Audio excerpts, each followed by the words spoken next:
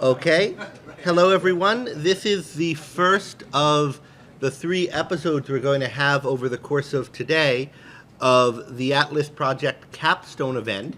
The Atlas Project, as many of you know, is an 8-month-long, chapter-by-chapter reading group on Atlas Shrugged, conducted largely over Facebook with Facebook Live sessions. We're at the end of it now. We've gone on Tuesday. We did our session on the last chapter of the novel. Usually it's me with a group from an office in New York and Ben joining us online from New Orleans. Ben's here in person. We have a special guest joining us online who I'll put on in a moment, and you can see we have a somewhat larger than normal group with us here today in person, as befits the nature of a capstone event. So we're going to be here online on and off really all day. It's 2 p.m. Eastern now. We're going to have 3 sessions, the last one ending at about 8. And the first of the 3 is going to be on Atlas Shrugged as literature and philosophy. Then we're going to have a session on the social and political themes in the novel, and then one on John Galt's moral philosophy. And the idea cumulatively of these sessions is, unlike the previous episodes where we've been focusing on one chapter or other, we're now going to talk about these issues as they relate to the book as a whole. Ben is sharing some links now as I give this preliminary spiel so that people on all the various aspects of Facebook and elsewhere on the internet can find us. Ben, are we I think we're ready to go. on that? Yeah. You want to say a little bit about your normal introductory remarks? Yeah, well, so hi, I'm Ben, and I'm a fellow with the Ayn Rand Institute, and this is a project primarily of the Ayn Rand Institute, and I just want to remind people about our major motivation for doing this group is to popularize and publicize the Institute's Atlas Shrugged essay contest. And if you're a student, you can win up to $10,000 for a winning essay.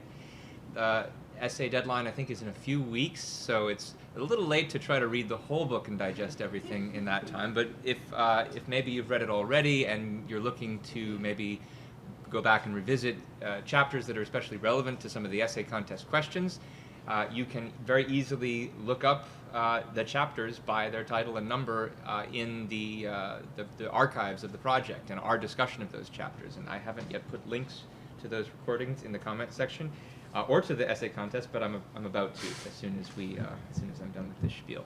And otherwise, I guess I just want to say we're very appreciative of donors to the Ayn Rand Institute who helped make this possible. Several of them I see in the audience today. And it's really been an exciting project with you, Greg. I mean, I've read this book many times before, but it's amazing how many new things you can see each time you do it, even when you didn't think you were going to. And having to do it on a regular basis with other people helps a lot.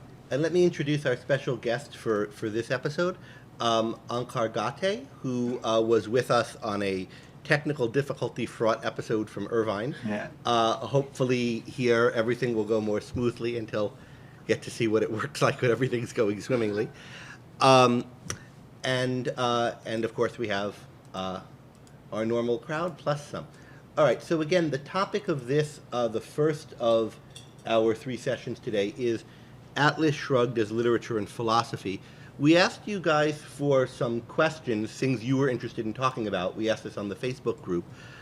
Several of them came in, and we've organized some of them under the main headings of the topics we want to talk about today, and others we'll leave some time for miscellaneous discussion at the end, but or we'll try to. The first thing I want us to talk about under this topic, though, connects to something that Laura asked us, which was when is going on strike or going Galt appropriate? The aspects of the book that we see happening in modern times and how Rand meant the book as a warning to avoid such things. So that's something Laura wanted us to discuss. And we actually have some audio of Ayn Rand discussing that issue. And I think the issues she talks about in raising it raise a lot of the topics that we want to talk about in discussing the novel as literature and philosophy. So I'm going to start this in earnest by cutting to a pretty long Ayn Rand clip. This will be about 8 minutes or so. And after that, we'll have a lot of material, I think, to get started on. So with no further Tell ado, them where it's from. to, well, it says on the clip, but it's from a question and answer period in 1961 after one of the occasions delivering her lecture, Faith and Force, the Destroyers of the Modern World. So let's see if this works. You believe your character is rather ideal solution to the problems of socialism and communism. And in Atlas Shrugged, you moved all your characters into a completely different world where they could start all over. And they didn't have the inheritance of all the evil. How do you suggest that we, with what we have to deal with, go about creating the perfect capitalism? Well, to follow your own example, read the Fountainhead. Because that is a story in which the character deals with society as it is today. In Atlas Shrugged, I showed you the practical way of dealing with collectivism, only never take things literally when they are inapplicable, or rather take them literally only when they apply literally. What do I mean by that? Well, in Atlas Shrugged, I show that men go on strike. The men of intelligence and ability go on strike against collectivist slavery. And the world left without mind perishes. And then the men of the mind, the men of intelligence and self-esteem are free to start rebuilding the world. Now, the state in which we exist today, or the state of collectivism we have reached, is not yet as bad as the one I present in Atlas Shrugged. I intended Atlas Shrugged, in effect, to present the society of about 10 years ahead of the time at which you read the book. It's just the immediate future or the next consistent step if the trends of the present are to be continued. But there is no historical determinism, and these trends do not have to be continued. So long as we have not yet reached the state of censorship of ideas, one does not have to leave a society in the way the characters did in Atlas Shrugged. One does not have to yet break relationship with society. But you know what one has to do? One has to break relationships with the culture. Meaning, while you live in this society, break all cultural relationships, meaning withdraw your sanction from those peoples, groups, schools, or theories which preach the ideas that are destroying you. If you read Atlas Shrugged, you will understand what I mean by the situation of the sanction of the victim. It's the situation in which the good people are helping their own destroyers, and I show in how many ways men are guilty of that, through generosity or ignorance. Men are supporting their own destroyers materially and spiritually, in their private lives and in their public lives. Now, what we have to do today, anyone who is serious about saving the world would have to first discard all the kind of ideas, the entire cultural philosophy which is dominant today. Do not accept any of their ideas. Stand on your own as much as if you had to go into a separate valley, like in Atlas Shrugged. Stand on your own mind. Check your premises. Define your conviction. Define them rationally. Do not take anyone on faith, and do not believe that your elders know what they're doing, because they don't. You have to be the responsible creators of a new culture, if there is to be any culture. That is the sense in which Atlas Shrugged is applicable to our period. We are not yet totally collectivized. We have a chance. More than that, the enemy ideologies today, I mean all collectivism and altruism, are so bankrupt that nothing holds them up except inertia and default. People are still mouthing their slogans because that is all they know. The innovators or initiators in the realm of ideas are very rare, most particularly moral ideals. You may observe in the history of philosophy that all ideas changed in various periods, but morality is the one realm that did not change. Only its superficial forms changed. Men have always been taught that they have to live for others and they have to be sacrificial animals. Or that the opposite would be some kind of brute dog-eat-dog situation in which every man destroys or sacrifices every other man. And in practice, you see that this dog-eat-dog idea is applicable to socialism and collectivism, but never to a free society. In other words, morality is the one issue which men are afraid to challenge, and that is what you have to challenge today. Break with the morality of altruism. Don't be afraid to assert your right to exist, but don't assert it as an arbitrary whim. You would have to know how to justify it rationally and philosophically, and why you have that right, and why, if men practice the rational morality of self-interest, their interests would not clash. Men then would not have to sacrifice one another so long as nobody demands or expects or gives the unearned and undeserved.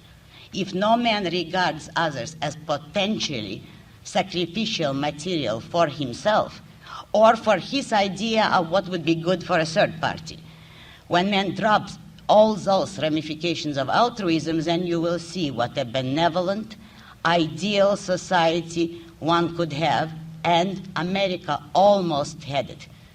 The world came near to it at the end of the 19th century. If you read some of the popular literature of that period, you won't believe it. You will think that this is somebody's fiction, only it isn't. It's the naturalistic or realistic stories of that period. I refer specifically to magazine and popular fiction, which is a very good index of the general view of life and sense of life of a culture. You do not even know what a magnificent world America had. Now it isn't fully gone, and it's in your power to build it again. But the retirement to which you have to go is cultural. Break with altruism and with every idea that is based on it. At least make the effort to think it out very carefully. You'll be surprised how easy that revolution will be and how difficult it appears now, but it isn't. Just give it one day's thought, and you have a different view. Now, I don't mean that that's all it will take.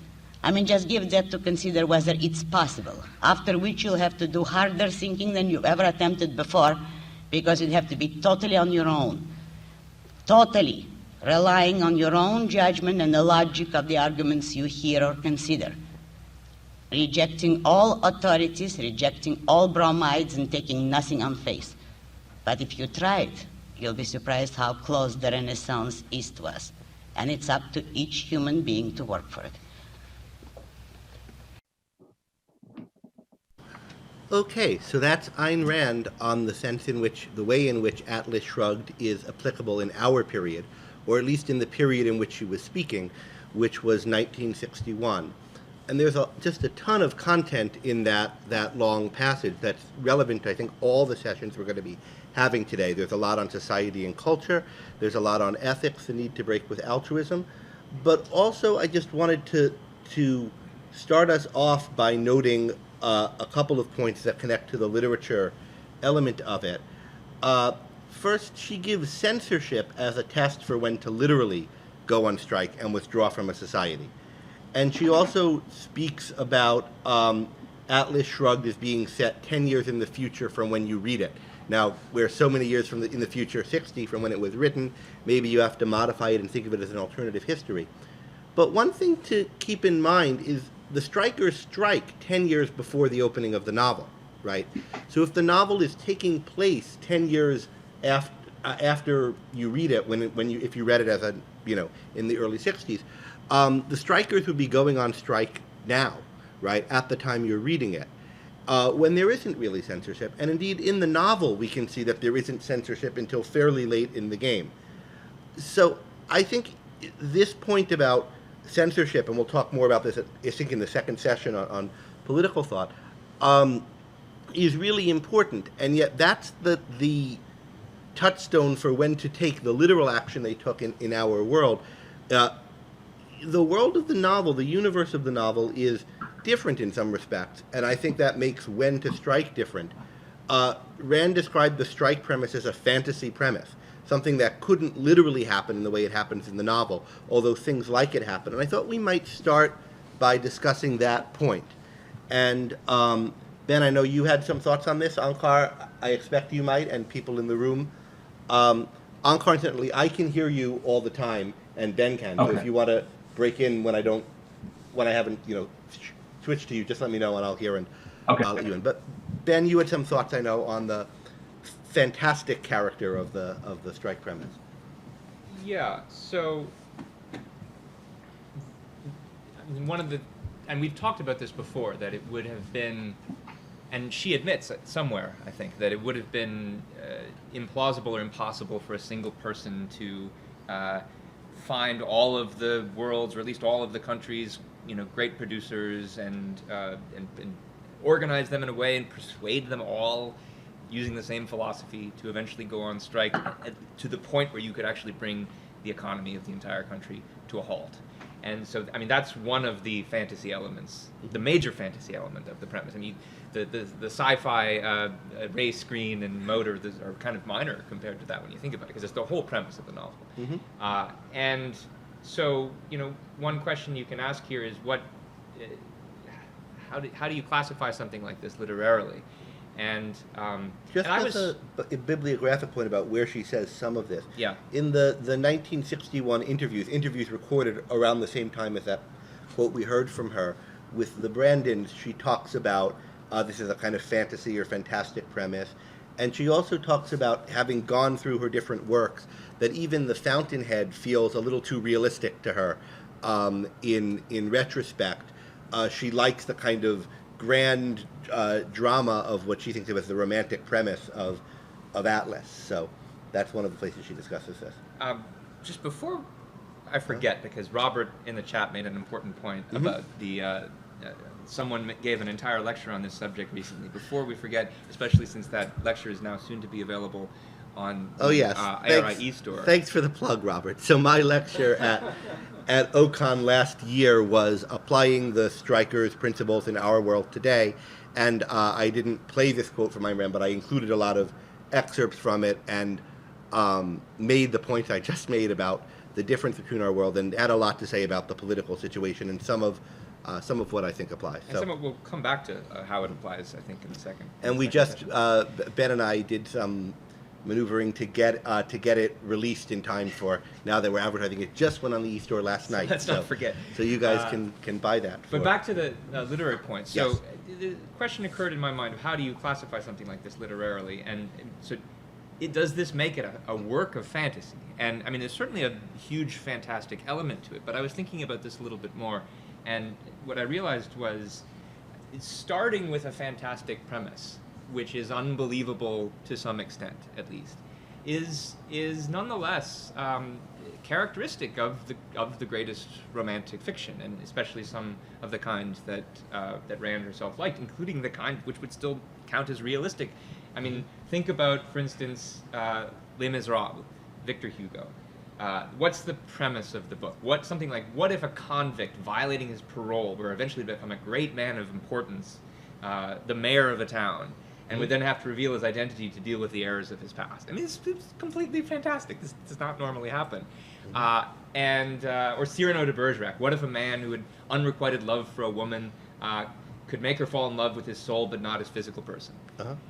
And sometimes romantic literature is criticized for the way in which it begins with these kind of fantastic premises. But at least for my part, I find this is a feature, not a bug. This is one of the most enjoyable aspects of it. You start with a kind of implausible premise, a what-if premise, and then a great deal of the aesthetic value of it comes from working out the consequences of this implausible premise. What would happen in this weird case where this kind of thing happened? And here it's what would happen if all the producers and the creators went on strike, and what would the world look like? And yeah, this might never happen, but what doesn't it tell us something to run a little, fantastic thought experiment like this? And that's what this is. Philosophers work with wacky thought experiments, much to their discredit sometimes. But this is a book-length thought experiment with all the details worked out. Would that more philosophers would work in such detail? Thoughts, Al? Yeah. When I read Atlas now, and when I've read it, say, in the past 20 years, I find it less and less fantastic because I think of unofficial strikes. I think of industries that become more regulated and good people don't go into them, or they retire early. Industries, various fields of medicine. So I won't say that that occurred to me when I read Atlas at age 15, but over the years, it does occur to me now when I pick up the book. So the idea of people going golf. Amkar, did you want to say something on this point? Yeah, I think one has to distinguish between a fantasy premise and something unusual. So I think something like Les Miserables is unusual, but you can project it happening. And the strike and the setup in Atlas is different than that. And I think if you look at Ayn Rand's 4 novels, 2 are realistic and 2 aren't. 2 project a kind of what if. So We the Living and the Fountainhead are realistic in their setting, and I think deliberately so. And Anthem and Atlas Shrugged are not, or at least have significant elements that are not. I mean, Anthem projects what happens in a world that's gone completely collectivistic, and it's wiped out the word I. And that's much more a kind of what if. And I think the strike and the setup, and that it's possible, and that there's so few people who are the linchpins of the whole economy that's a what if. So I think those are different. I don't think of romanticism projects alternatives, but I think there's a difference in thinking of the kind of alternative that is projecting. Yeah, there's a further distance from any romantic plot will be at a remove from a journalistic realism. Right. But Atlas breaks, and the Fountainhead is at a remove from a journalistic realism. But Atlas breaks further from that to something that probably couldn't happen. Yeah, it's a fantasy or sci-fi kind of premise.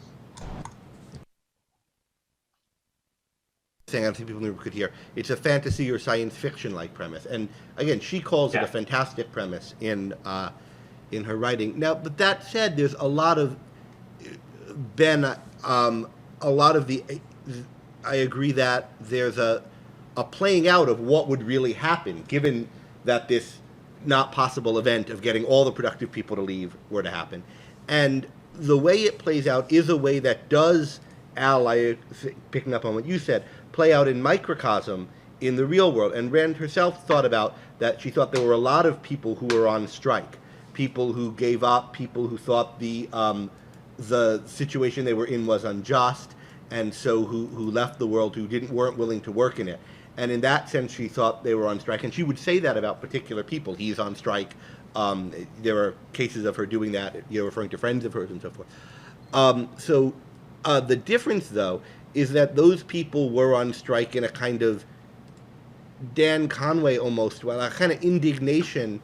Conway was defeated more than indignant, but somewhere between defeating and being defeated and being indignant, the kind of thing that Daphne saw as giving up. What's different in the novel, why it's not giving up, why it's not doing something like what Dominique does in The Fountainhead, is that in the world of Atlas Shrugged, there's an organized strike that aims not just to get out of this world because I don't want to live in it, but thinks that it's going to, by doing that, create the kind of society in which there is justice and in which you can fully exercise your virtues and be rewarded for it.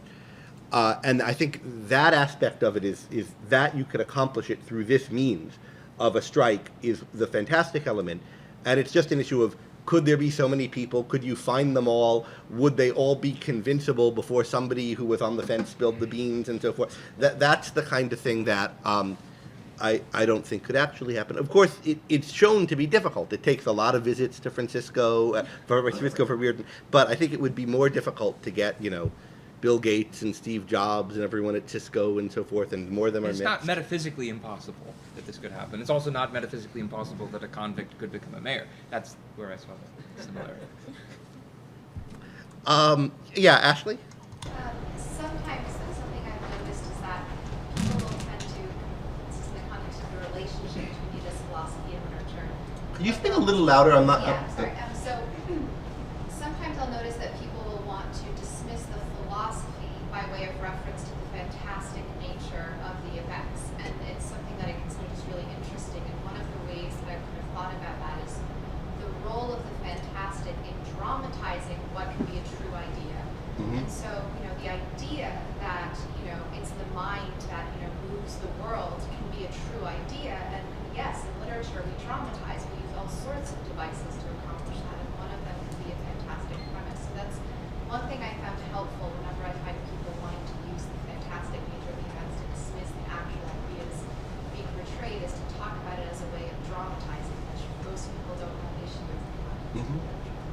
So you can see it there as a criticism and a response, right? Somebody might reject these ideas because they're put forth in this fantastic context, and you say, well, the fantasy is a means of dramatizing it, and I think that's true. There's a question that you can think about the same question in a way that's not in a polemical context. If someone objects this and I respond thusly, which is just, this novel's supposed to teach us about reality. I mean, it's not all it's supposed to do, and it's not meant to be a didactic novel, but nonetheless, she writes that a corollary of its theme is to demonstrate a certain philosophy, and she intended it to you're supposed to be able to tell or use the novel to help tell that certain things are true. And so how can one do that, or how is the literary portrayal of something that can't literally happen supposed to help you understand things about the actual world and your own life in it, and what kind of work do you need to do, because it's got to be something more than just reading the novel, right, to tell whether these things are true. And yeah, did you want to come in on this point? The strike may be a fantasy element, as you were saying. I think the evil side of the novel is very, very real. I mean, there are people out there today proposing a ban on fossil fuels, which would basically destroy the modern world and many millions of lives. So that evil side is not a fantasy. That's out there right now. And as it happened, Ben and I didn't realize this when we scheduled this for today. It's Earth Day, so there are people making that proposal literally today. So about the evil, there are a lot of things this novel has to say about evil, right? So one is, are there people proposing things as disastrous as were proposed in the novel? And surely people have, and some are, proposing such things. I mean, this was written in 1957. The USSR existed and was engaged in the mass starvation of people as this was happening. You know, Hitler's Germany had just existed. So this is not, it's a fact that one has to deal with, and one has to figure out how to understand that there are tremendously evil people, and there are tremendously evil movements, and they can sometimes come to power over a whole nation, maybe over a whole world. The novel, though, tells us more than that there are these horrific and terribly destructive ideas and movements. It gives us a certain analysis of what causes them, of what's going on. Go ahead, Ben. It makes predictions about what the effects of it will be. What the effects of them will be, what the effects of dealing with them in certain ways will be. And there's people who will make a further criticism, which is that, well, the author has the privilege of creating a fictional world where, of course, in her mind, the consequences of this set of ideas are going to be destructive, but why isn't that just kind of arbitrary author's fiat? How are we supposed to take this as any kind of evidence or argumentation to think that there's something to her philosophy, that it's really a demonstration of her philosophy? So thoughts on I mean, how do people who think they've learned something from this novel about reality, or think it's helped them to learn something about reality, how do you think about that? Given that, you know, the things in the novel didn't actually happen. Carrie Ann? The best place to start is with any parallels that you've seen in the actual world. Are there policies like this in effect? If you don't understand right now what the implications of them are, the effects they are, go study, go research, find out empirical data about this, or look at some of the motivations and choices of the characters in the novel. Have you acted on such motivations? What was the texture of your life like as a result of living with those ideas? Try out those ideas in conversation with other people, see how they respond, etc. So to actually test them out in life and to see what it's like to live with the ideas is the best way to figure out whether they're true. Anybody have anything they want to add? I think, go ahead. Yeah. Oh, Anna. Yeah. So the sanction of the victim is one point that is very relevant, specific focus on what happened to Hank Reardon. He went through a really big transition, and you see many similar things where people are accepting something extremely irrational, either in their personal lives or their work lives, or something, and you can use the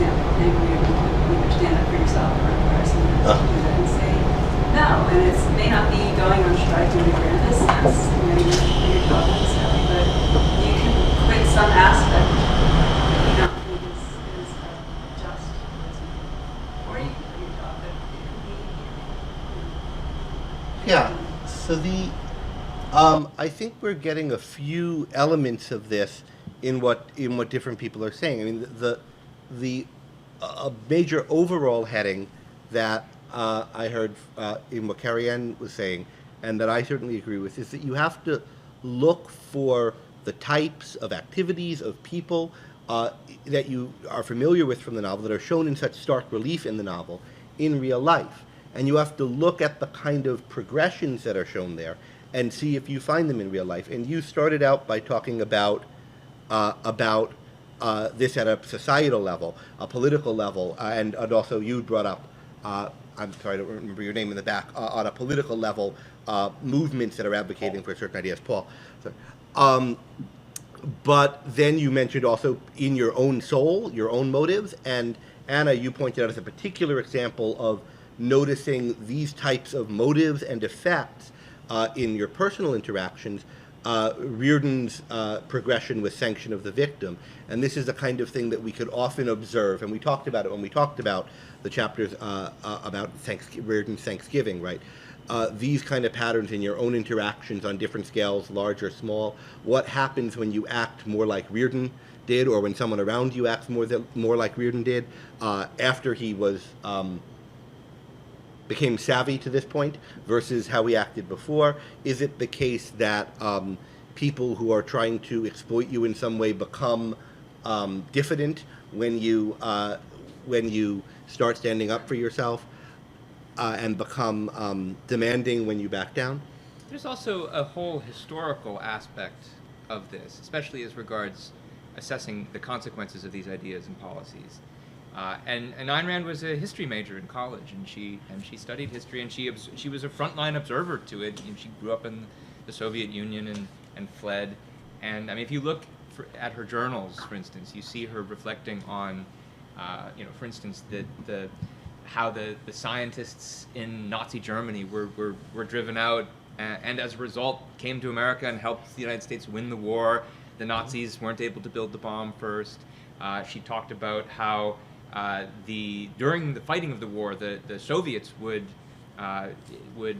dismantle the German factories that they found and ship all their parts to the east, feeding off these carcasses, whereas the Allies would just bomb them.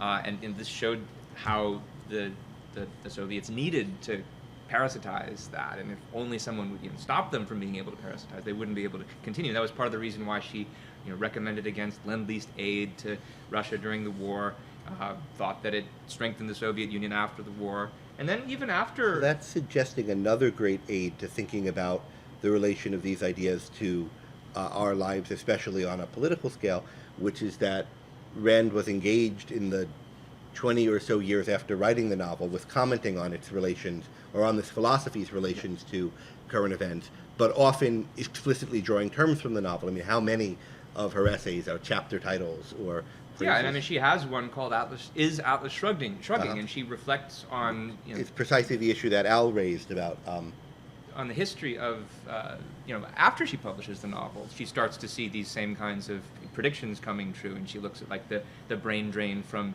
Eastern Europe and even from socialist England, and how that ends up, and the Soviets are desperate to keep the brains. That's why they build the wall, right? Because they know the consequences of this brain drain. An untitled letter, because it would have been titled "I Told You So" if she had to put a title on it, about Rawls, and Rawls being a kind of Rawls coming to prominence as a political philosopher, being an example of the kind of nihilism as she saw it, that we see portrayed in the novel. Ankar, did you have thoughts on this set of issues? Yeah, I for sure think the history is relevant and her commentary afterwards. And it's the particular focus on the moral dynamic. So in what you read, what you quoted from Ayn Rand, or answering the question at the start of this, was about the issue of moral sanction and the moral dynamics that go on. And I think part of what, if you're thinking, is the novel true to life? Are you learning something about, if we put it in the terms of the novel, that there's a morality of life and a morality of death? There's a lot in the novel about the interplay of those two forces and what it looks like. And if you think, for instance, So I think part of what is relevant about Nazi Germany is people fled, they couldn't develop the bombs on, but also the many people of mixed premises who aided the Nazi regime and who remained and who and scientists like Stadler.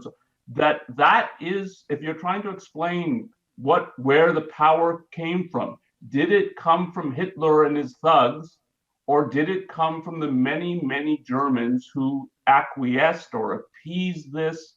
So that the whole dynamic of moral compromise. And if you ask in the aftermath, why, so Nazis now are viewed as bad. That's not true of communists. Why is that the case? And you get evidence in Atlas about the moral slogan of the communists is still accepted today. And it's the basic reason why you have all kinds of museums for the Holocaust and so on. And you have virtually zero for communism.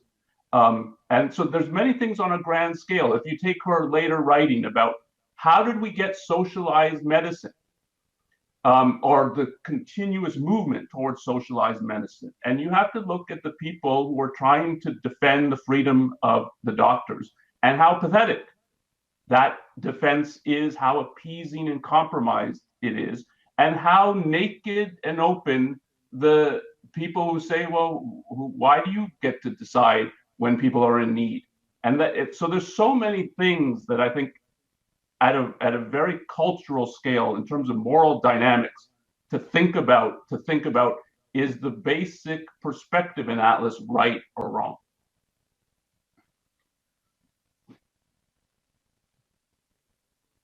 Local New York thoughts on that, Al? Yeah, I think in addition to someone thinking about, say, brain drains, excuse me, and the effect of dictatorship on stifling innovation, I started to think about, who built that? I was raised in kind of a leftist, kind of wannabe socialist, but more Democrat culture, and no one really built anything by themselves. Yeah, Carnegie, he's associated with steel, but he had hundreds and hundreds of workers. And Atlas helped me to think about, well, who did what? What was their respective contributions? Could those workers have created steel mills without Carnegie or someone like him? Yeah, I think this is something you can do on a lot of different scales and need to do on a lot of different scales in thinking about this. So the historical scale, present tense, noticing dynamics in the culture, and then in your own life and interactions with things. So noticing who built the various things that you value that are in your world, and also noticing other people's reactions to them. And one experience that was very pivotal to me is I was working part-time at, there's no reason not to say where, at AT&T in the division, while I was in my first few years of college, in the division of AT&T that handled complaint calls for their servers. And I was just there doing some data entry job. But it was very apparent that almost none of the people there knew what they were doing or cared. And there were a few people who really did, and they made the whole department work. And these people, everyone sort of knew who they were, but they weren't officially acknowledged. Some of them were in more management positions, but some of them weren't. I realized the project I was on was never going to work because they were having us data enter something into a database that was out of date by the time we entered it. And so I realized I could write a program to do it, and I did. And that really changed the productivity of that unit. And I was sort of rewarded for that, but not exactly. And it was just seeing who was doing what kind of respect they were and weren't getting for it, gave me a real sense of, yeah, this is what I think from this novel and from just reflecting about what makes the world go around. I'm seeing in microcosm here in this office it going around. And as I've asked other people about their offices and how things worked, and I see a lot of that happening. And so that's just, a small scale example. There's the example of the items you value in your own life and thinking where they came from. And then, of course, there are these historical examples. And also importantly, I think, I don't want to lose track of one thing that Carrie Ann mentioned, which is your own motives.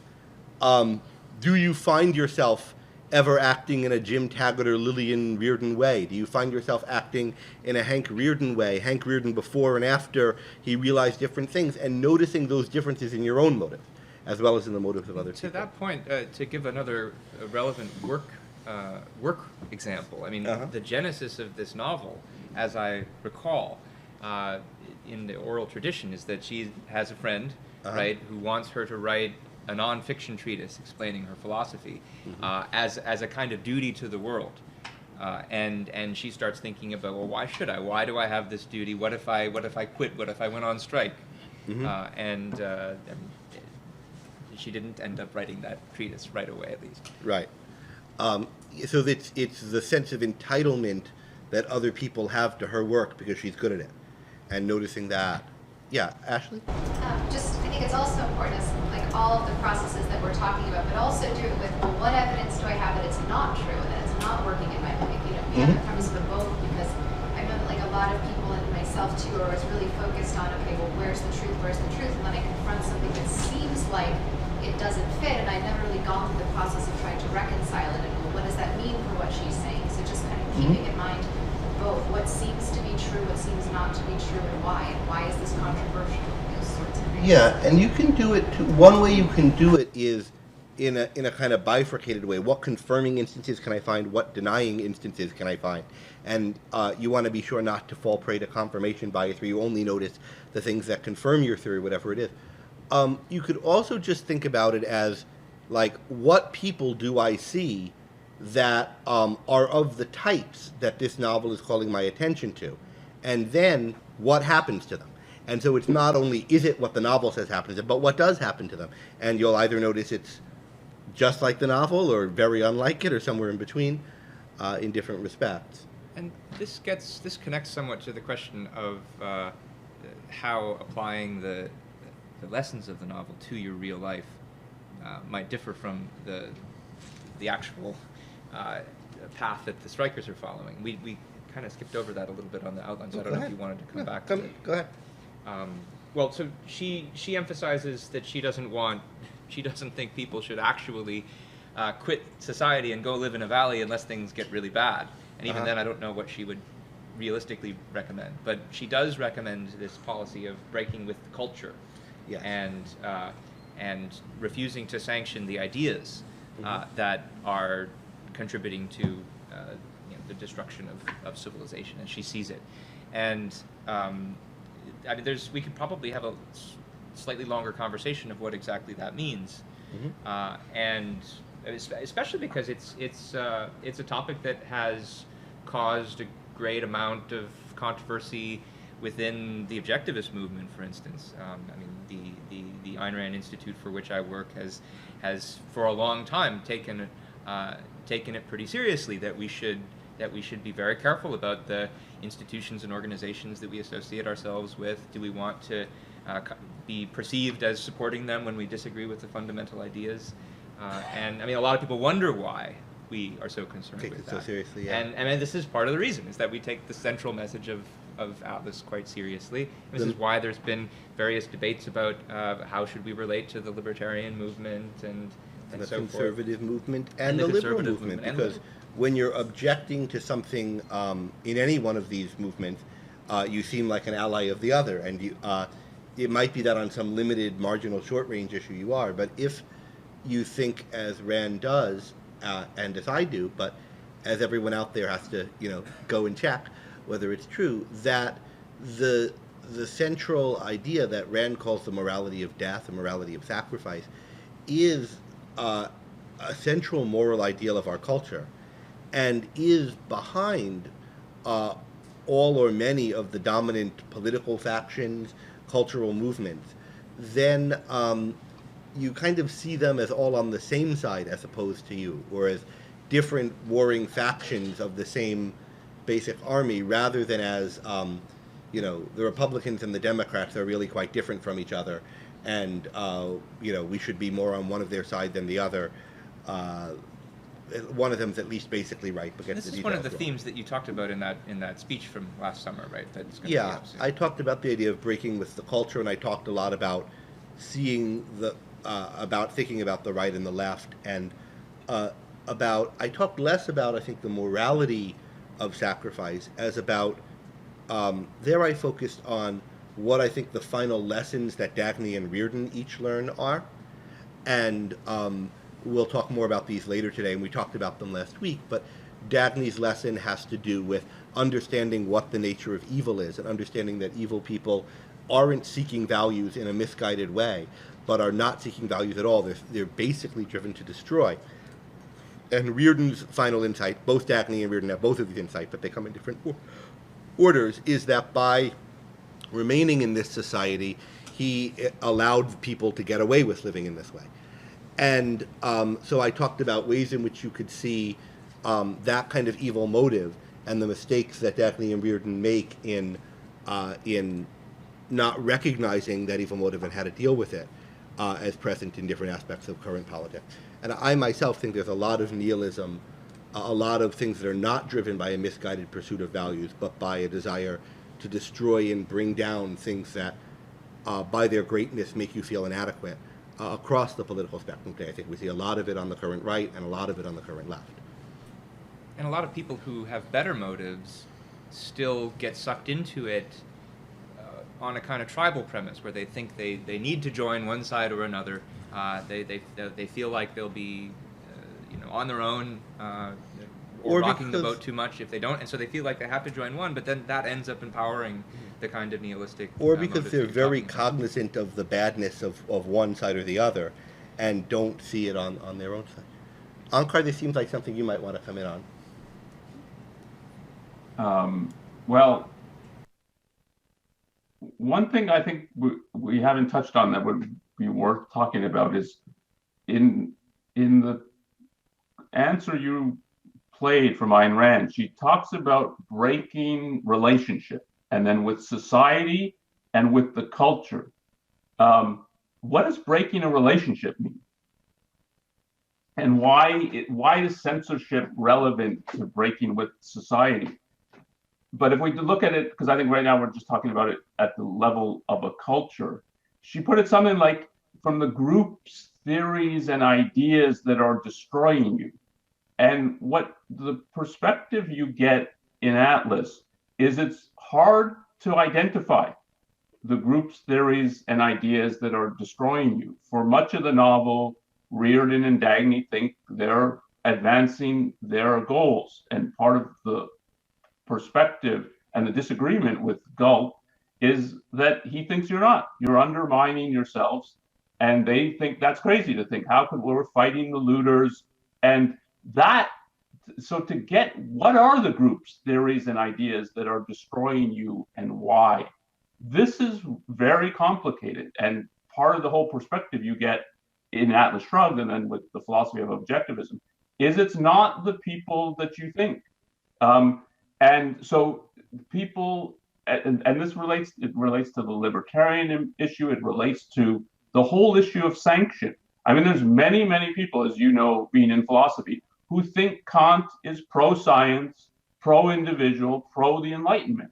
And like, how could you possibly be against him and view him as an enemy, let alone the greatest enemy Western civilization has had? And that is a difficult perspective to get. It's not, you can't read 4 pages of Kant and figure that out. So this is why she's really emphasized, you need to think this through. One day's thought will get, yeah, there's something morally weird about our current culture. And if you think of Cheryl's perspective, that there's a lot of seeming inversion of good is treated as evil, evil is treated as good. You get some glimpse of that. But what she says, it's the hard thinking that you have to do. And the hard thinking is to figure out, oh yeah, these groups, these theories, these ideas, they're not just mistaken, they're fundamentally antithetical to all the values that life requires. And then there's the further perspective of, so where do these come from? Do they just come from mistakes, or do they come from some further and uglier motivation than that? Or is it a mixture of motives that generate these?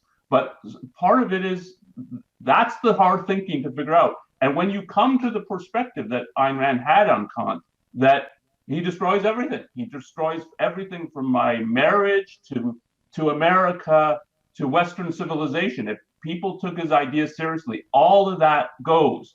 It's not hard then to withdraw and to say, I'm breaking completely. Not, I'm going to say, well, yeah, maybe we shouldn't take him as seriously as we do. This is fundamentally antithetical to everything I value. But that's the perspective that is really hard to gain, and that's what takes the real thinking. Thanks. Two things I'm seeing from the comment. One is, Ankar, people are saying, which is true, that your camera's a little high. If you could tilt it down, we'd see more of you. Oh, okay.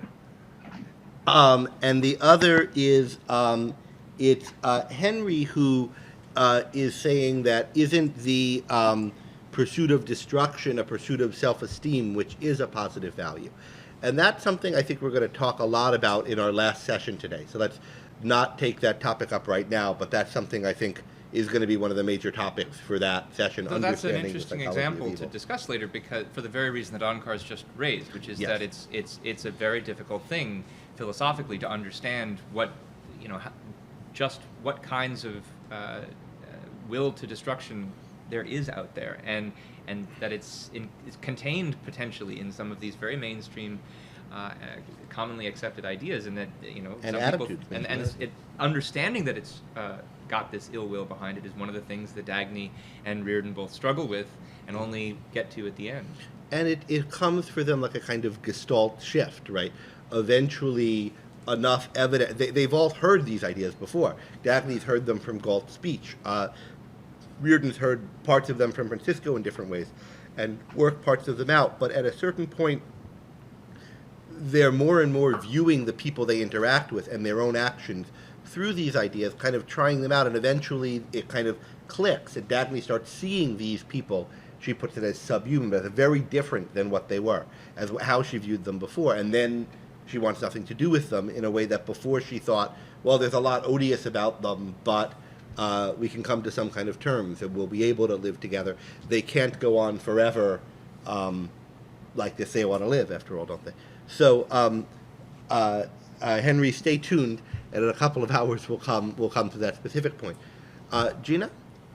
So I think one of the things that makes it so challenging to apply these fundamental kind of distinctions to day-to-day interactions, day-to-day life, is that it's so, on the one hand, as you guys have been saying, so complicated to actually identify and see through the often very mixed, very muddy motivations of people in the world, where it's not stylized and dramatized for you. And on the other hand, it's so easy to misattribute motivations and to adopt a kind of dichotomized, sort of floating set of categories that you now start to lump people into without a great understanding. So where you start to think everyone that you don't like is on the death premise, where you start to just assume, kind of lump people into an all or nothing kind of categorization, and then think as if, okay, now I'm really applying the philosophy, but you've come no closer to actually understanding the fundamental motivations. Or anyway, not much closer. And we used to joke about people who quickly saw everyone in their social circles on the death premise. But that gives a real truth to a radical philosophy, and Yaron Brook gave a nice talk about why objectivism is radical, and that makes it hard. A radical philosophy is something that should take time to integrate into your life and to think about, is this true and how does it apply here? And it's not, there's a kind of certainty you could have that there's something in essence right about this sometimes that you could have by reading something and it really explains a lot. But if you have just read this novel for the first time and haven't spent some years looking at the world through these lenses and thinking about it, and you think you can, spot, oh, that guy's, just like Jim Taggart and so forth, I think you're doing it wrong. It's something that, you grow into in your life and grow into your thinking. Ben, do you want to move? Laura asked some other interesting questions about, she put them in terms of criticisms of the book, but I think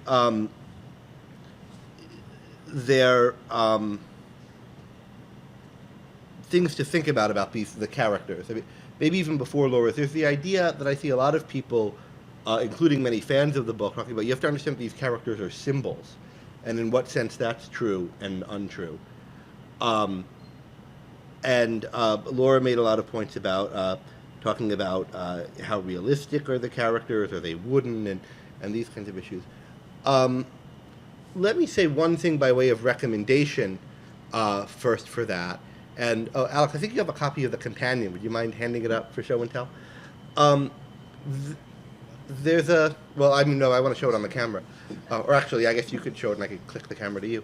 But yeah, so this is one of the two books, other than Atlas, I'm always plugging.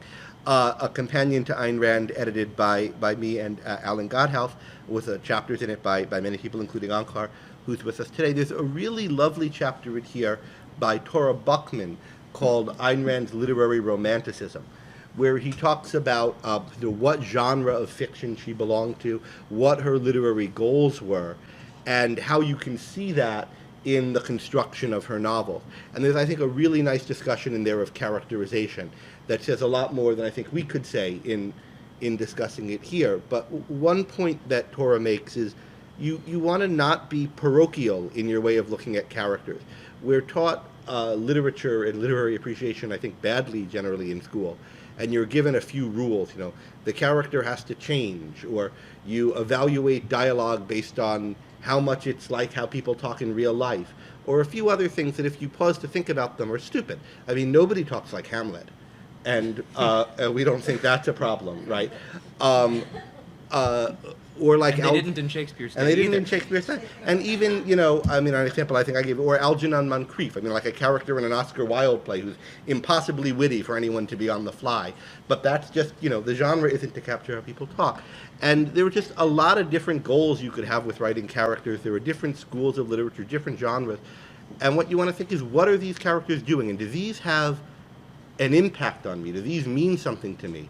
And then if so, why? And how does that work? Rather than having some cookie-cutter rule about what you think characterization was like because some English teacher said it had to be that way, and then seeing if this fits that rule. And that's, I think, something to keep in mind for any novel you read and think about.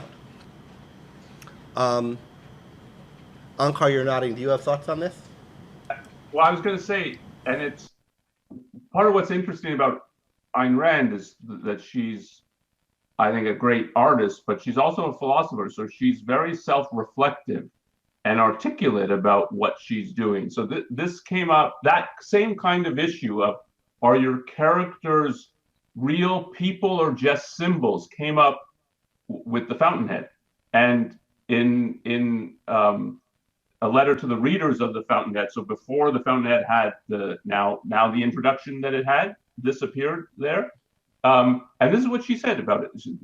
These are two brief paragraphs. Readers have asked me whether my characters are copies of real people in public life or not human beings at all, but symbols. Neither is true. My characters are not copies of real persons. No serious writer ever copies people in that naive journalistic way. What I did was to observe real life, analyze the reasons which make people such as they are, draw an abstraction, and then create my own characters out of that abstraction. My characters are persons in whom certain human attributes are focused more sharply and consistently than in average human beings. Readers have asked me whether there's a real prototype of Howard Roark. Literally, no. Essentially, yes. Every man who has an innate sense of independence and self-respect and a spark of the creative mind has that much of Roark in him. Close quote. And that is, I mean, she's not distinctive in the sense that she's unique in that kind of approach to characterization. Next, somewhat to the conversation we were having earlier about the extent to which one can look at history and find evidence for her philosophy from it. Because, I mean, okay, how do we know what would happen if everyone went on strike? Well, nobody ever did like this, but in just the same way, she can observe particular historical events and abstract from them, see what they have in common, how they're similar, how they're different, and that's part of what the kind of thought experiment aspect of the novel is like. Just like Galileo, there's no frictionless surfaces, but if you make observations of actual objects rolling down surfaces and say, well, suppose there's no friction there, you can conceptualize what the projected consequence is going to be. And likewise with characterization, right? What if somebody we observe people in life acting on certain premises, what if they were to do so consistently? And it's not that all of her characters act on premises consistently. Some of them are doing it inconsistently, and that gets into I think the respect in which they're not just abstractions, they're embodied individuals, sometimes who are moving toward more consistency, sometimes who are moving away from but it. even apart from whether they're more or less consistent, right, I think they're embodied individuals rather than abstractions. So there are cases of characters who are inconsistent, but you could have a character who's inconsistent that's just an abstraction. He's an abstraction of, guy who thinks sex is bad, but really values being productive at work, and doesn't recognize that that's what's morally good about him. That's an abstraction. Not every guy who falls under that is going to be Hank Rearden. Only Hank Rearden is Hank Rearden, and he has a ton of individuating touches. There's a kind of sensuality about him in the fact that's repressed, in the fact that he has this jade vase and it's the only sensual thing in his office. There's an undertone of enjoyment to him when he's at his work, and this is not every guy who's like this would have these particular things. I think there are two elements. The abstraction is concretized in a particular that has all the individuating features of a person. And then there's also, it's not true that every character is consistent. They're more consistent and they're simpler in this respect than people are in real life because they illustrate things this way. Some of them, I think, like Galt, are fully consistent. But by being fully consistent, Galt isn't any less realized. Ankar, were you? Yeah, I wouldn't take consistency to mean only someone like a Rourke or a Galt who has no internal conflicts. I think consistency is the way in which the abstraction runs through the person's life. So if you take a Stadler in Atlas Shrugged or a Winan in The Fountainhead, there's a consistency to it. That his basic conflict runs through every time you meet him. That's the issue in different ways and in different forms. There's a consistency to it, that this is what's driving his whole life and character, without a lot of other issues that, if you're thinking more journalistically, Stadler or a Winan would have. But the book focuses, and it's part of the essentialization, is a consistency in the characterization, even of the conflict. I think it's good to talk about Dagny here as another example too. You mentioned the way Rearden's particularized, but so Dagny is also not just supremely rational, capable, independent producer. She is all of that with a particular history, who's descended from Nat Taggart, and because of that has this special reverence for him, and because of that is invested in her railroad in a way that nobody else is, and because of that she's so reluctant to give it up that even when she finds out that John Galt is the one who's trying to destroy it, who's the man of her dreams, ends up going into conflict with him even after he gives this speech. And it's that kind of individualization that people often miss out on, which then leads them to miss the biggest and greatest conflict in the book, and to think that it's just a conflict between the looters and the producers, and it's rather than between these two producers. Some of the people had asked online if we would give a kind of plot summary of the book in chronological order, and I thought about that, and we've written some up, but it would just take longer than I think is it to walk through it in order. But there is this, I think you can say quickly about the plot of the book, and it comes from how she came up with it, right? So she started with this idea of, well, what if I went on strike? What if all the men of the mind went on strike? What if all the great creators went on strike? And then I think either she or Frank, her husband, said, that sounds like a good idea for a novel. And if it was she who said it, it was Frank who encouraged her and said, yeah, that really does sound like a good idea. And so she started projecting a novel about the men of the mind go on strike.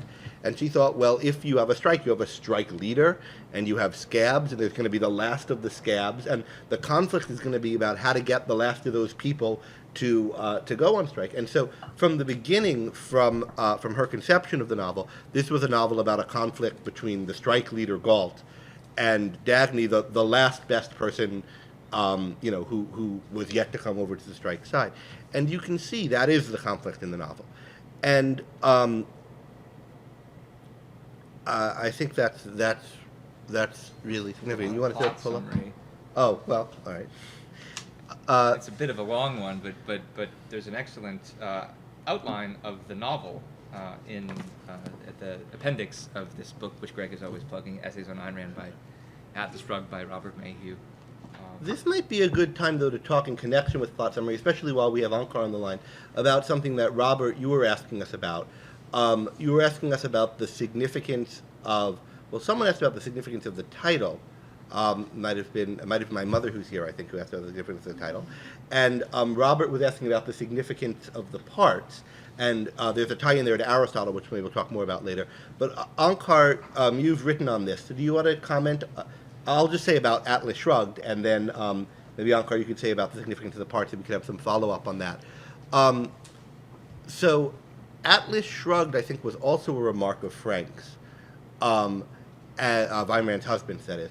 And it was at one point a chapter title, and it became the book title.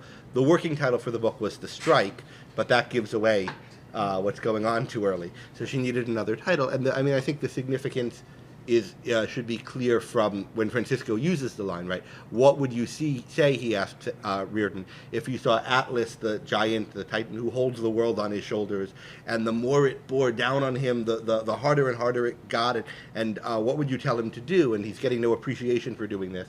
And Reardon says, I don't know, what would you tell him to do? What could he do? And Francisco's advice is to shrug. And of course, if Atlas shrugged, then, well, in the Greek myth, it's the heavens he's holding up. But whatever he's holding up would collapse. And that's what we see happen when John Galt shrugged. So it's a mythological reference. As to the part titles, they're from the traditional laws of logic. But Ankar, do you want to talk about how they relate to the plot? And that also will serve to give a kind of summary of the three parts. Yeah. Okay, very briefly. I think of them as, so it's not, part one is non-contradiction, part two is either or, and part three is A. And the part one introduces a whole host of contradictions or seeming contradictions that Dagny and Reardon are facing, both in their professional life. So why is it so hard to build? And she wants to complete the Rio Norte line. Why are there so many obstacles to this? Why does it simultaneously seem like Jim and his whole circle are impotent? They don't deserve any thought on the part of Dagny and Reardon. They're sort of, you should just be able to brush them aside. And yet you can't, but that is much more their attitude in the part one. Reardon can't take the whole sphere of Washington and that he needs a man in Washington seriously. He's willing to let people ride on him, his whole family. So the whole conflict with his family, he's at the height of his success, and yet he's unhappy. Dagny's building and building, and yet has a feeling that she never is going to reach and is not reaching the world that she desires. So there's a whole host of more minor contradictions. Why can't she hire people, and all the competent people seem to be disappearing, and why would that be? And so there's a lot of questions that are raised that, well, contradictions can exist, and yet there seem to be all kinds of contradictory things in the world today. And the second part, either or, is the gradual dawning that there's two sides here, and your choice is to be on one or the other. So that Francisco tells Dagny that you're going to lose the John Galt line, and indeed tells him that Galt is going to come to claim it. And that seems unfathomable in a way to her. That Reardon's whole trajectory is that Reardon Medal is going to be taken from him. There's a bunch of other things, I think, like that. That there's two sides here. It's either or. The middle is not really a middle. And part of what happens in part two is that middle and the illusion that you can exist in the middle between these two forces, but it's still what exactly are the two forces is not crystal clear, but that there are, and that it's either or emerges, I think, in various ways in part two. And in part three, if it's A is A, it's about the identity, and particularly about the identity of the two sides. And this is part of what Dagny is experiencing and is trying to figure out in the end, and is the last premise for her to check when she leaves the valley. Do they wish to live?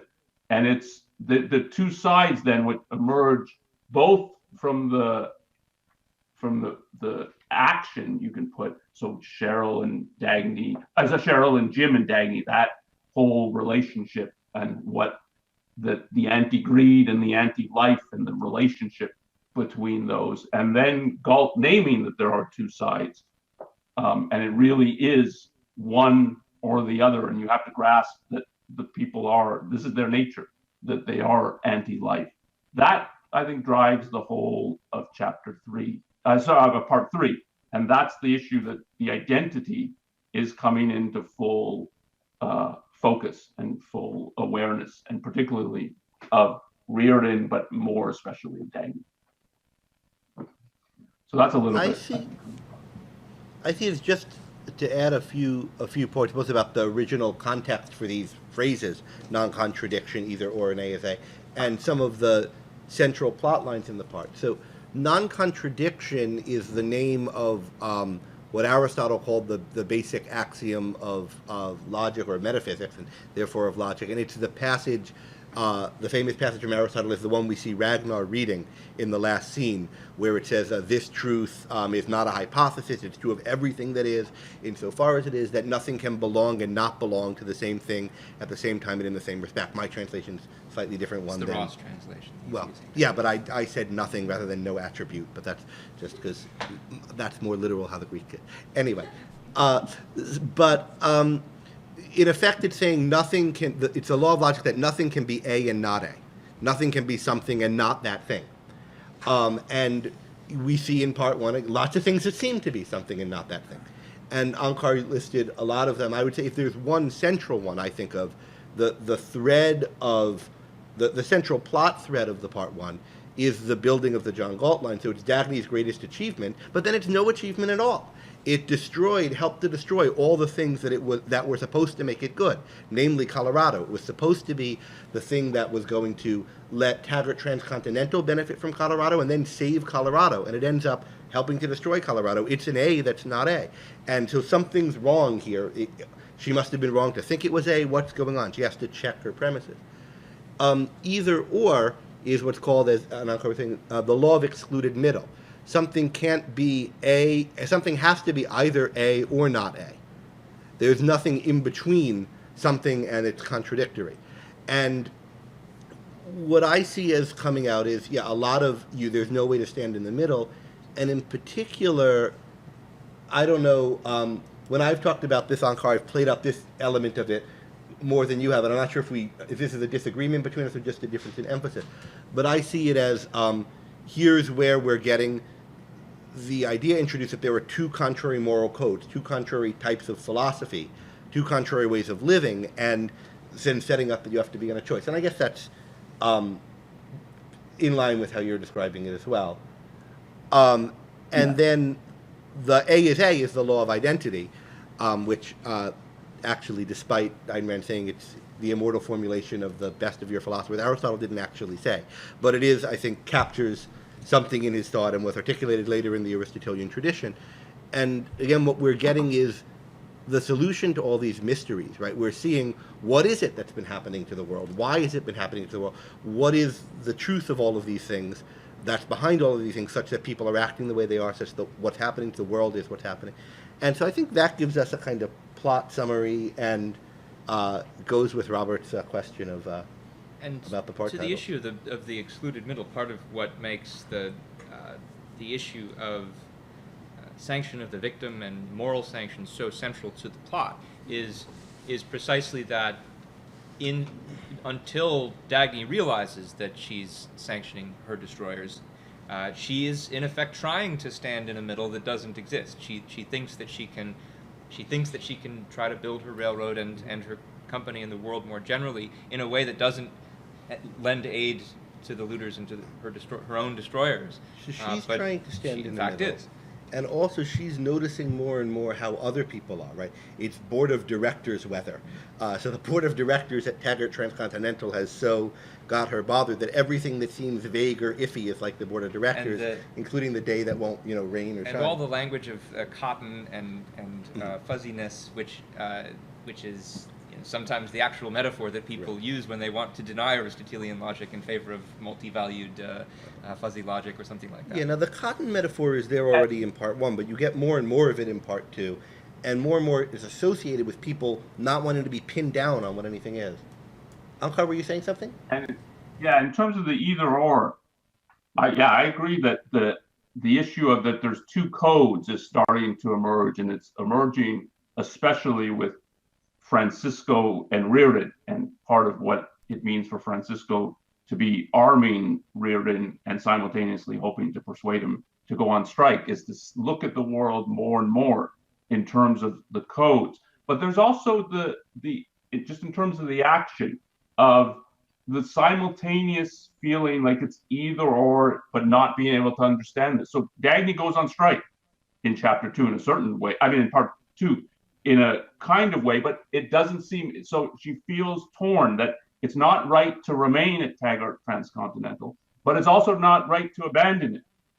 And it seems like it should be either one or the other, and yet neither seems right, and it's trying to figure out that issue. Or when Reardon signs the gift certificate, there's a way in which when he later thinks about it, is that wasn't the right thing to do. It's not the way to fight. But it's figuring out that issue that you can't make terms in any kind of way with the looters. And he doesn't think that's exactly what he's doing, but nor is it the right way. It's not exactly opposition to what they're doing when he hands them Reardon metal. So they're grappling with that it should be either or, but it's hard to figure out how that works.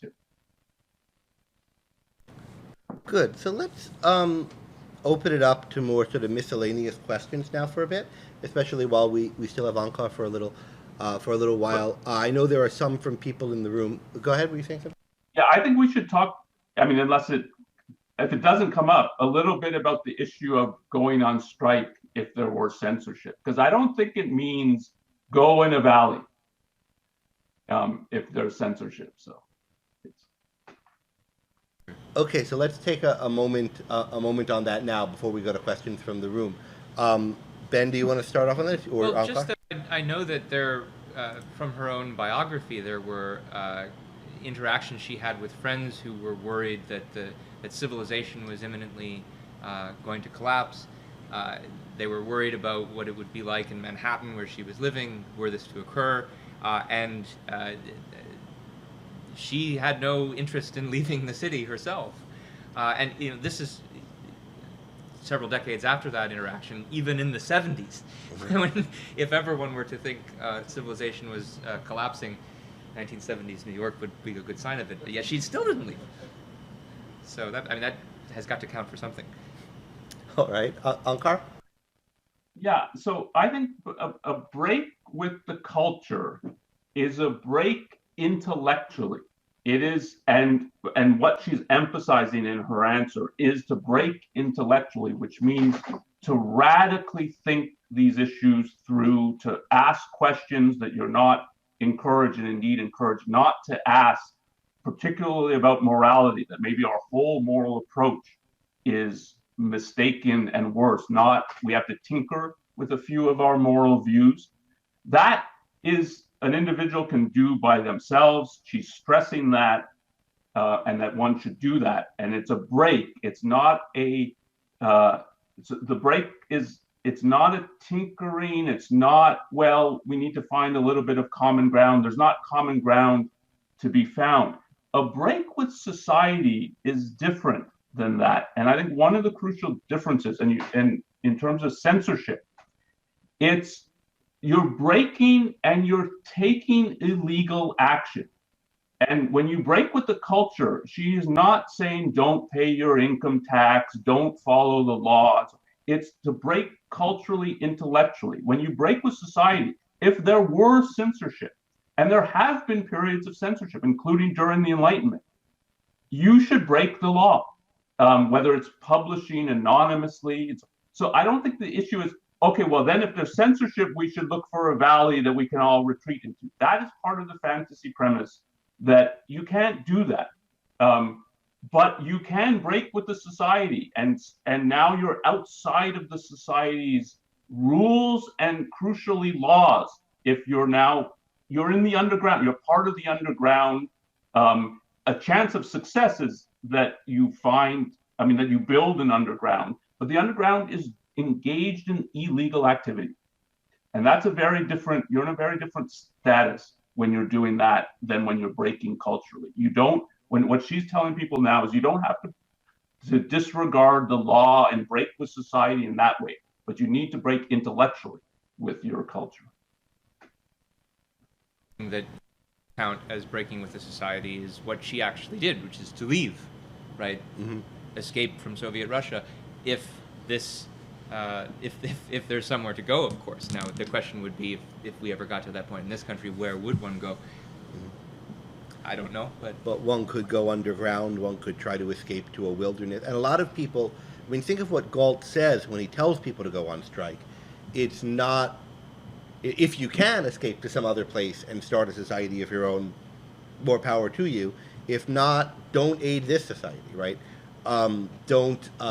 So that's the other part of it. It's not just break the law and work on your own, though do that when you have opportunities to, but also withdraw your virtues from the service of this society. Don't pay your taxes. Don't support the military. Don't do whatever service you're asked to do. If you're running a company, don't stop producing, things, gasoline in Nazi Germany that's then going to be used by the Nazis, and and so forth and so on. I have a question for Onkar about the censorship issue, though. Onkar, could you say a little bit more about why you think that she highlighted that characteristic in particular, especially given that so in a nonfiction essay of hers, she labeled it as one of the 4 characteristics which brand a country unmistakably as a dictatorship: one-party rule, executions without trial or with a mock trial for political offenses, the nationalization or expropriation of private property, and censorship. What is it about censorship in particular that was kind of the bright line test for her on an issue like this? I think she thinks of the issue of freedom as primarily an intellectual issue. And I do think if you look through the Enlightenment, that it is primarily an intellectual issue. And the way that you fight for a better culture is through advocating for better ideas. And if that becomes illegal, to follow the law then is to give up the future. And you should not be willing to do that. And that's the point at which you break and say, I can no longer abide by the laws of this society. I'm breaking with it because we need to advocate for better ideas. And if that's illegal, then I have to engage in illegal action. And it's very different than taxes are too high and so on. So when she puts it as expropriation of it's if you have no property left either, then your very existence is illegal in that sense, or by permission of the state. And if you get to that level too, you end up having to break the law in your day-to-day existence. But I think it's, when you're looking at a dictatorship, it's outlawed life, and it's outlawed it intellectually, and it's outlawed it economically. And then to live is to break the law. And if you're in that position, then your choice is to live and break the law or to follow along. And you can no longer follow along. I should just mention that this is one of the fact that censorship is such a bright line issue is one of the reasons why the Ayn Rand Institute devotes a lot of its resources to defending free speech. Onkar in particular has done a lot of work on this. Why I asked him, yeah. And Steve Simpson, who has a book, Defending Free Speech, which everybody should take a look at. And Onkar just did a panel at Dartmouth, I think, with Dave Rubin and yeah, that's right. Yeah. Mm-hmm. Yeah, of free and speech on campus? the Institute, I was going to say, the Institute for a long time, it even predates me being there and Iran being there. I mean, in the 90s, it had a lot to say about the Rushdie, the fatwa on Rushdie's head. And it is, if it becomes illegal to publish ideas, or if it becomes that the government will no longer protect you if you publish ideas, then the way to change the culture is you're in a very different position if what you're trying to do is change the culture. So it's a vital right. This is something Leonard Peikoff, since we're mentioning the Institute in the 90s, Leonard Peikoff had a lot to say about at the time, and that's been an inspiration, I think, to all of us who have been thinking about it since, certainly to you and Iran, I know. We'll probably talk a little bit more about this when we get to the politics section, especially the tech industry stuff. I agree, yeah. Robert, you had some more questions you'd wanted to ask about Aristotle, certain passages, so why don't we take this time for that, and then we'll go to other questions that might be from the room. Read them, or well, why don't you? One was the Francisco, when Francisco gets his dissertation on Aristotle's unmoved mover. I wanted to know what is the referent there? How does it work in the stock market? Okay, so I actually have the answer to that question as it happens. So you had asked about two Aristotle references by email. Yeah. One was that one, and the other was that Ragnar reads the passage that I just mentioned from. We talked about this in the chapter. We might have, but as it happens, Alan Gotthelf asked Ayn Rand that point blank. So it's Francisco. It's mentioned that Francisco had the time to, make a fortune in the market while he was, or make enough money in the market for the down payment on his copper mine in Ohio, while he was writing his undergraduate thesis on the influence of Aristotle's doctrine of the immovable mover on subsequent metaphysical systems. So Alan Gotthelf, who was a professor of mine who's come up in this podcast before, and who was a friend of Ayn Rand's, and she used to appear on a radio show, and he would take a train up to her apartment, not up to where in the city she lived, in order to ride back with her in a taxi, and they would chat whenever they did this. And one of his questions to her was, what was the significance of that? And her answer was somewhat anticlimactic, which was that it's the most esoteric thing she could think of for somebody to write a thesis on, and she wanted the point that he was doing something very esoteric and intellectual and seemingly very much different than playing the stock market, whereas Alan was hoping for some kind of interesting parallelism between the two. That's what counted as esoterica back then. It's still see it today. It's this influence on it on subsequent metaphysical systems. Grand sweeping historical narrative. Yeah, but it is grand sweeping, but it's esoteric in that it's not directly tied to action, right? It is literally esoteric. I mean, the metaphysics is an esoteric text in the original Greek meaning of that term. So I will say that this doctrine of the prime mover or immovable mover is an idea that figures pretty significantly as an image in Rand's thought. So in Aristotle, this is the idea that, at the simplest terms, if I'm now moving this book, the book is being moved by my hand, or actually let me get another thing. So the book is being moved by the can of soda, but the can of soda is moving the book by itself being moved, and it's being moved by my hand, which is moving the can of soda, which is moving the book by being moved by my arm, and so forth. But it has to go back to something that's imparting motion to other things without itself imparting motion by being moved by other thing beyond it. And in the case of me moving these things, it's my soul, which is unmoved in the sense that my hand is moved, but my hand is moved in the same sense that the book is moved, and so forth. And so an unmoved mover is something that's like at the beginning of a chain of what Aristotle calls moving causes. And so souls are unmoved movers for Aristotle. And more generally, there's an unmoved mover. Well, at one point there's 57 of them, but then there's really one that's somehow keeping the stars and everything in motion. And this is Aristotle's conception of a god. It's something that imparts motion to the physical world without itself being moved likewise by something else. And there's a lot of questions on how to interpret that idea in Aristotle, and it had a lot of influence on subsequent metaphysical systems, as it happened, who've taken it in different directions. But that's the idea, and Rand uses this idea a lot, not in the sense of there being a god who's like this, but more in the sense of the individual soul as a prime mover. Certain individual people are prime movers, or, so it's, the Greek is unmoved or immovable mover. Prime means first, so first mover, a thing that's an initial source of motion. And Rand uses it a lot, particularly in the period prior to Atlas Shrugged, that some people are initiators of motion, other people just kind of go along. And if you think of the idea of a second-hander in the Fountainhead, a second-hander is someone who's moved by other people. He does what they do. He doesn't initiate anything. He's not active in a certain spiritual sense.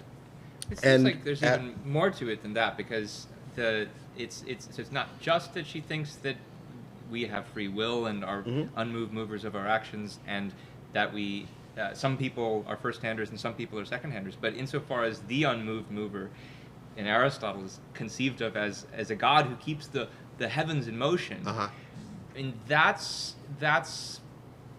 parallel to the Atlas imagery, insofar as he's people who holds up the heavens and these people hold up the world, and they make it's we who move the world. Yes, good. And so it's these people who are taking the responsibility of moving for themselves rather than being moved by others that are prime, also in the sense that they're setting in train a lot of other motion. And the Fountainhead, her original working title for that was Second-Hand Lives. But she immediately dropped that when somebody pointed out that, well, that made it too much about the bad characters. And so her first thought for a positive title was, well, I'll call it The Prime Movers. But the agent said it's going to sound like a book about, like movers will take you from one house to another, and there had been some other book named that. For a number of reasons, she couldn't use that title, and so she went through a thesaurus and looked for things similar, and she came up with The Fountainhead. It'd actually be a great name for a moving company. Yeah, the prime mover. But it's then a chapter title in Atlas, The Immovable Mover, which is another way of getting the same idea. And as you said, Ben, it's we who move the world. There's also all of the virtuous characters are prime movers for Rand, and that they're initial causes of what they do, whereas other people are moved by the ghosts of other people's thought. And when those other people leave, they stop being able to move, at least in any productive way. But there's a particular sense, I think, and this goes back to summarizing the plot of Atlas, in which Galt is the prime mover of Atlas. A lot of different things are going on in this novel, but they're all caused at the basic level by Galt. And that goes again back to the plot summary. This is, although Dagny and Reardon are the characters you follow, if you think about what actually happens in this novel and why, it's Galt. Galt sets a whole state of the world in motion by stopping the world. But I mean, he starts this strike. The fact that the society's in this dilapidated state as it is at the beginning, and that all the positive characters are facing the conflicts they're facing at the beginning of the novel, is due to Galt having done this, due to Galt having responded to the evil in the world by doing this. And then at a lot of other times you see kind of ways in which characters are inspired or moved, sometimes several steps away by Galt. And my favorite of these is Reardon comes home totally uninspired, or comes to Dagny's apartment, impotent now. He's had this desire for her that never gave him any rest. And now for the first time, he doesn't feel like he can act on that desire. He still thinks she's desirable, but he doesn't, well, it's just not there. And he comes back, and he's feeling in this way because he's in a kind of funk about the world. And how does his desire and passion for the world return? Well, it returns when he sees Dagny looking a certain way, looking out at the city, talking, where she's kind of inspired and alive because she's talking about the inventor of the motor. And so we get the inventor of the motor being an inspiration to Dagny, being an inspiration to Reardon to get his view of the world back. And I don't know how well Rand understood the kind of dynamics or intended to use it of the way the prime mover works in Aristotle. But it seems like in the metaphysics, again, everything with Aristotle interpretation is complicated. The prime mover moves the heavens by inspiring them in a certain way, by being an object of desire, by being something that's most fully realized, something that other things can realize in their own life and activity. And so the stars try to do as best they can what the prime mover does, and then other things try to do as best they can that. And you can see Galt as this kind of ideal that is moving others who only glimpse him partially. And so there's, again, a prime mover resonance in Atlas. It's interesting how there's also so much... Ad, are you saying we've been knocked offline or something? Prime Movers is in Brooklyn. The Prime Movers is in Brooklyn? There is a moving company? It exists. All right, so that's... we should be trying to hit them up for money for a sponsorship then. I was just going to say that it's also one thing we haven't touched on yet about the connection to unmoved movers and motion is all of the language in the book connecting motion and motors to morality as man's mode of power.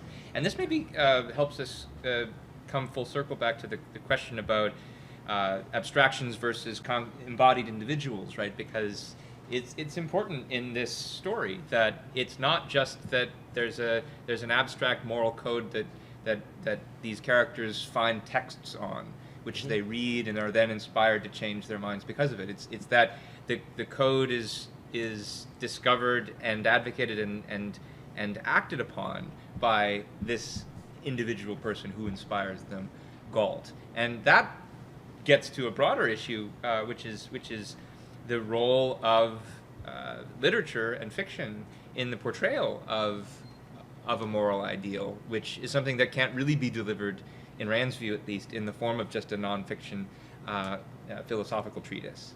And part of the reason why she didn't want to just write a nonfiction philosophical treatise and considered it kind of odious to be expected to have the duty to do it when it's what she wanted to do. She was an artist and she wanted to be able to project a certain world with certain people in it, and really formulated and discovered this entire moral philosophy as a means to that end, which is, of course, parallel to what Galt does in both his discovery of the moral philosophy and the science behind the motor.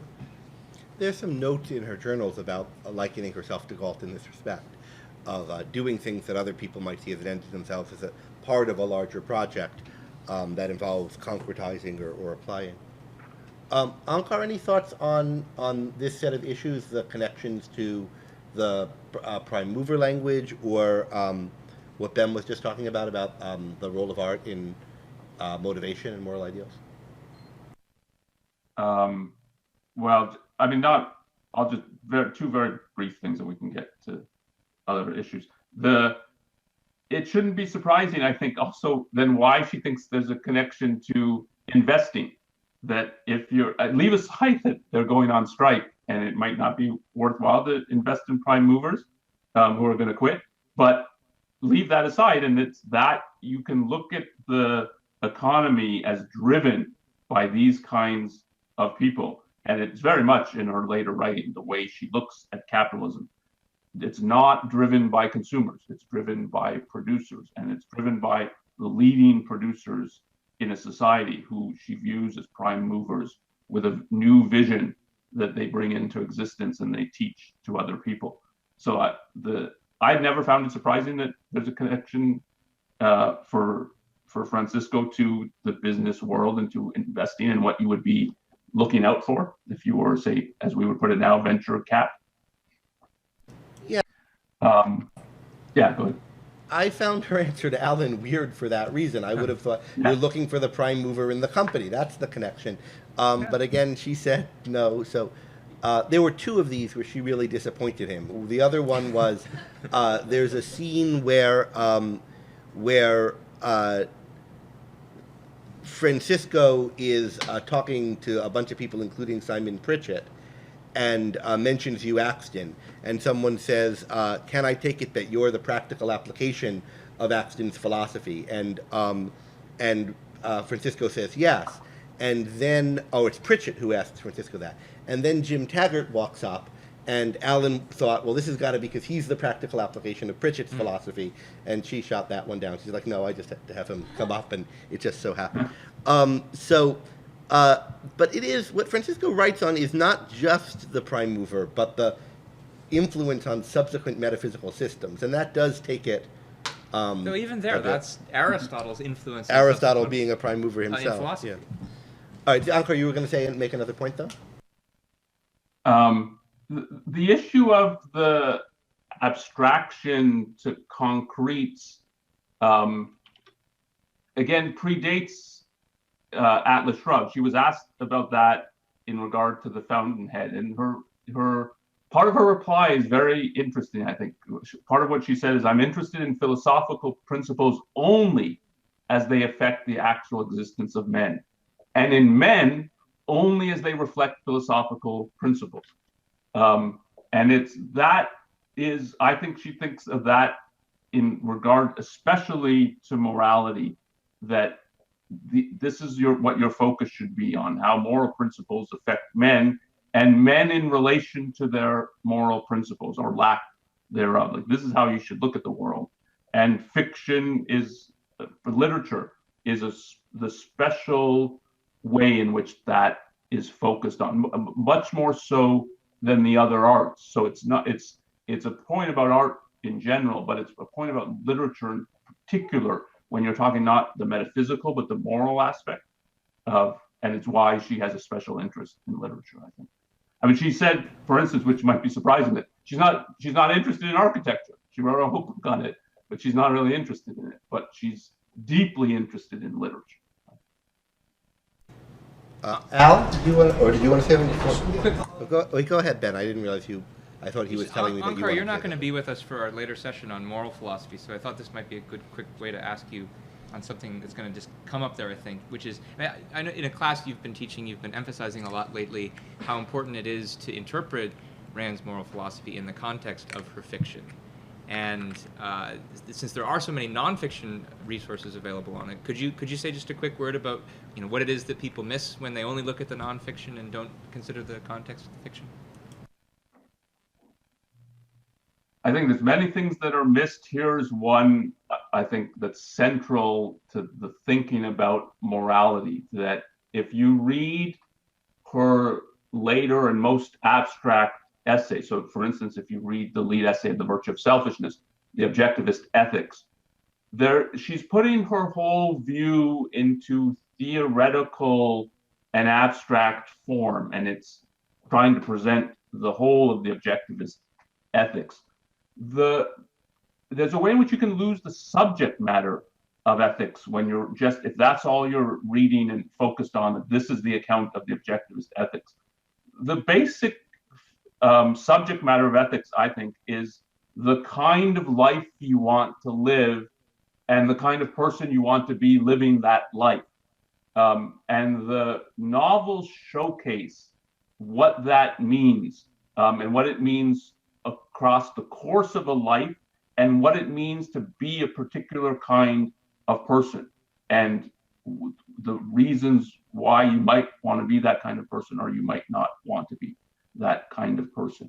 And the Objectivist Ethics then is a very abstract perspective on that issue. But I don't think she ever thought, if you want to understand my moral view, you don't need to read my novels, just read the Objectivist Ethics or The Virtue of Selfishness, so that lead essay and a bunch of the other essays on various details, because what you're trying to get is a projection of the total of a person living a life.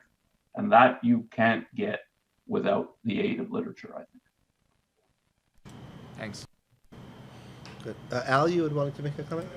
Relating to Atlas Shrugged as literature, one of the things I've been thinking about quite a bit in recent years is I think most of us here, didn't start out, before I read Atlas, agreeing with objectivism, and that's an understatement. The question I ask myself is, why did I keep reading it? What value did I see even in chapter 1? Some of it, I think, reflects well on me and others who continue to read and change their minds. Much of it reflects on Ayn Rand's literary skill.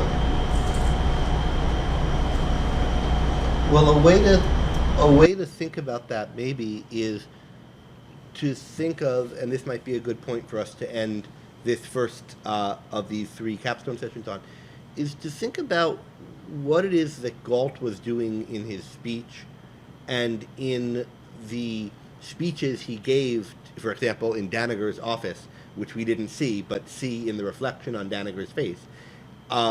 What is it that he was doing, right? And Danager describes it as he's named what I've always lived by. And you could see that same technique in Reardon dealing with, in Francisco dealing with Reardon, right? What do we mean by this? Well, we'll talk more about it later when we talk about Galt's moral philosophy. But there's the idea that there are values that people are living by to the extent that they're living as a man, that they're living a human life. These might not be the things that they intellectually identify as good, but they're something that's part of what's driving them, that they're the core of how they're living, and that they govern how they respond to things.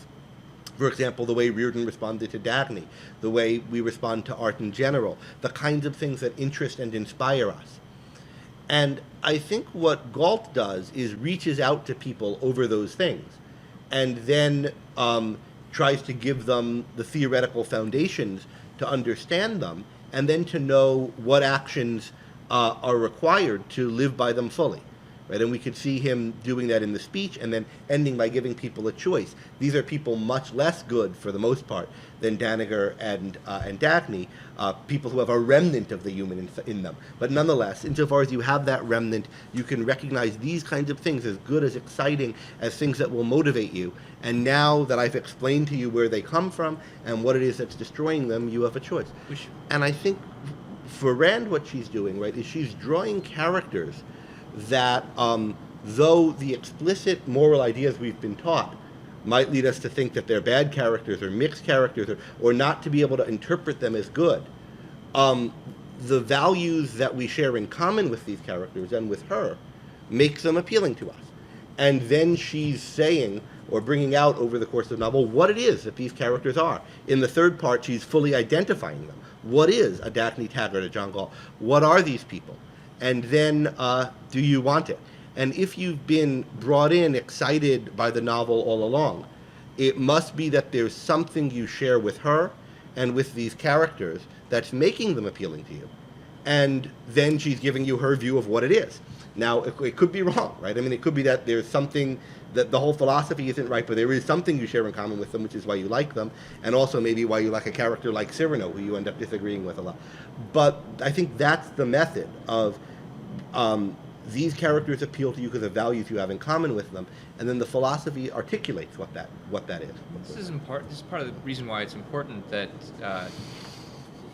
you especially see in this novel a thin thread that I've pointed out before, going from the bum's definition of morality to Francisco's, which is judgment to distinguish right and wrong, vision to see the truth, courage to act upon it, dedication to that which is good, integrity to stand by the good at any price. But where does one find it? And the bum doesn't know, but even this bum off the street has this conception, which reflects something about the way that he's lived his life, even as a bum, that Francisco and Galt are able to see where one finds it and what it leads to when you act on it consistently. And what both of them, I presume, are doing is basically the same thing that Rand is doing when she writes the book, and when she looks at real people that she knows and abstracts from them the core of a principle that then can be applied more consistently, and that's what she's urging people to do.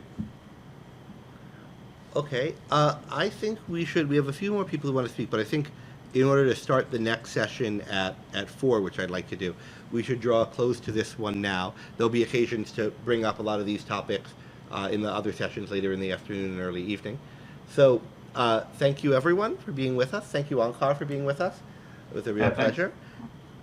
And we will be back online in about 10 minutes with our second installment of the Capstone project.